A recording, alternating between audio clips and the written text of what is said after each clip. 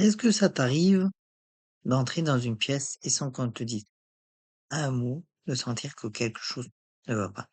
Est-ce que tu ressors parfois d'un repas de famille, d'un bureau ou même d'un simple appel avec un ami complètement vidé, comme si on t'avait débranché? Tu n'as pas dit grand-chose, tu n'as pas eu de conflit et pourtant tu es épuisé, lourd, presque triste. Alors, bien évidemment, sans savoir pourquoi. Si ça te parle, ce n'est pas de la fatigue. Ce n'est pas non plus dans ta tête. C'est un mécanisme bien réel que je vais t'expliquer aujourd'hui. Pourquoi certaines personnes, comme toi peut-être, absorbent les émotions des autres. On va voir d'où ça vient, comment le reconnaître et surtout comment ne plus le subir. Installe-toi, on y va. Avant de commencer, je veux te dire une chose importante. Ce que tu vis n'a rien d'anormal. Dans mon accompagnement, c'est l'une des demandes que je reçois le plus souvent. Des personnes qui sont sensibles, qui culpabilisent de ressentir, autant qui ressentent parfois être en train de perdre pied émotionnellement, alors qu'en réalité, elles captent simplement ce qui les entoure sans fil. Dans cette vidéo, on va parler d'une empathie énergétique, de porosité émotionnelle et de celui qui se joue vraiment quand tu absorbes les émotions d'un proche, d'un collègue ou même d'un inconnu croisé dans la rue. On va aussi parler de solutions concrètes que tu pourras appliquer dès ce soir. Alors, si tu te reconnais dans ce que je viens de te décrire, reste jusqu'à fin. Parce que la dernière partie va littéralement changer ta façon de vivre tes journées. Alors, on va commencer par une définition simple. On appelle ça souvent d'ailleurs être une éponge émotionnelle. C'est une image, mais elle est très juste. Une éponge, quand elle touche l'eau, elle absorbe automatiquement, sans faire de tri. Elle ne choisit pas de prendre l'eau propre plutôt que de l'eau sale. Elle absorbe, c'est tout. Et c'est exactement ce qui se passe chez certaines personnes sur le plan émotionnel et énergétique. Elle capte ce qu'il y a autour d'elle, sans le vouloir, sans le décider. Et souvent, sans même s'en rendre compte sur le moment. Je sais que pour beaucoup, ça peut sembler flou, voire ésotérique. Mais que tu sois plutôt sensible aux explications énergétiques ou plutôt aux explications psychologiques, les deux se rejoignent. Sur le plan psychologique, on parle de contagion émotionnelle. C'est un phénomène documenté où l'humain capte inconsciemment les micro-expressions, le ton de voix, la posture de l'autre, et se met à ressentir une version de ce que l'autre ressent. Sur le plan énergétique, on va plus loin. On considère que chaque émotion a une fréquence, une vibration, et que certaines personnes sont naturellement plus réceptives à ces fréquences.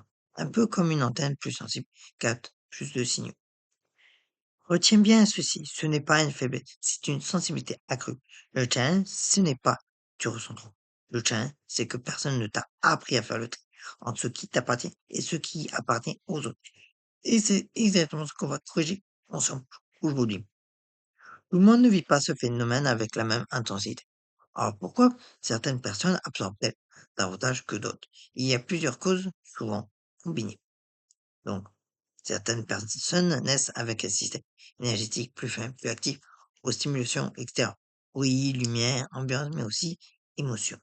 C'est ce qu'on appelle parfois l'hypersensibilité ou en énergétique, une aura naturellement plus perméable. Si depuis l'enfance, tu ressens plus fort que les gens autour de toi, il y a de grandes chances que ce trait fasse partie de ta nature profonde. Souvent, dans l'enfance, on n'apprend pas à distinguer ce que je ressens de ce que l'autre ressent. Si tu as grandi dans un foyer où les émotions n'ont pas envahissent tout l'espace, où tu devais être attentif à son humeur pour anticiper les tensions, ton système s'est habitué très tôt à scanner les émotions des autres en permanence, comme un mécanisme de survie. Ce réflexe, tu le gardes à l'âge adulte, même quand il n'est plus nécessaire. Tu as sans doute remarqué que tu absorbes pas les émotions de tout le monde de la même façon. Avec certaines personnes, rien ne se passe. Avec d'autres, tout se passe. En énergétique, on explique ça par la proximité vibratoire. Plus de personnes sont proches en affection ou en lien énergétique, plus leur champ se mélange facilement. C'est pour ça que tu peux sentir la tristesse de ta mère à travers un simple message texte, alors qu'un inconnu au supermarché ne te fait rien du tout. Enfin, la cause la plus simple et la plus déterminante, personne ne t'a jamais montré comment poser une frontière énergétique claire. On t'a appris à dire non avec des mots. On t'a jamais appris à dire non avec ton énergie. Et c'est précisément ce qu'on va corriger dans la dernière partie de cette vidéo. Avant d'aller plus loin, faisons un point ensemble. Voici les signes les plus fréquents chez les personnes qui absorbent les émotions des autres. Coche mentalement, ceux qui te parlent. Premier, tu te sens épuisé après avoir passé du temps avec certaines personnes, même si la rencontre s'est bien passée en n'importe. 2, tu ressens une émotion forte, tristesse, colère, angoisse, sans en connaître la cause. Et tu réalises après coup quelque chose à ce que vivait quelqu'un près de toi. 3, tu évites naturellement les foules, les open space et les lieux très fréquentés parce que ça te fatigue, sans que tu saches vraiment pourquoi. 4, tu as du mal à regarder certains films ou informations violentes parce que tu ressens la scène plutôt que de simplement la regarder. 5, tu passes beaucoup de temps à te soucier du bien-être émotionnel des autres, parfois plus que du tien. 6, ton humeur change radicalement selon les personnes que tu côtoies dans la journée, comme si tu changeais de couleur selon des cas. Si tu t'es reconnu dans 3 signes ou plus, il y a de fortes chances que tu fasses partie de ces personnes hautement réceptives sur le plan émotionnel et énergétique. Et je veux que tu saches une chose, ce n'est pas un gène à guérir, c'est un nom à apprivoiser. Dans les approches énergétiques, on considère que chaque être humain, oui, être humain est entouré d'un champ qu'on appelle aura. Cette aura fonctionne comme un peu une membrane. Elle protège, elle filtre, elle laisse passer certaines fréquences. Chez une personne très empathique, cette membrane est plus fine, plus ouverte. C'est pratique pour sentir finement le monde, capter l'intuition, sentir ce que les mots ne disent pas. Mais sans entretien, cette même ouverture laisse aussi entrer ce qui ne t'appartient pas. Il existe ce qu'on appelle des cordons énergétiques, des liens invisibles qui se créent entre deux personnes en lien affectifs, familiaux, amoureux ou professionnels. Ces cordons permettent d'échanger l'énergie et donc l'échange d'émotions même à des c'est pour ça que tu peux sentir qu'un proche va mal avant même qu'il ne t'ait dit quoi que ce soit. Enfin, le centre énergétique le plus concerné ici, c'est le plexus solaire, situé au creux de l'estomac. C'est notre centre émotionnel par excellence. Quand tu absorbes l'émotion d'un autre, tu la ressens souvent physique, à cet endroit physique.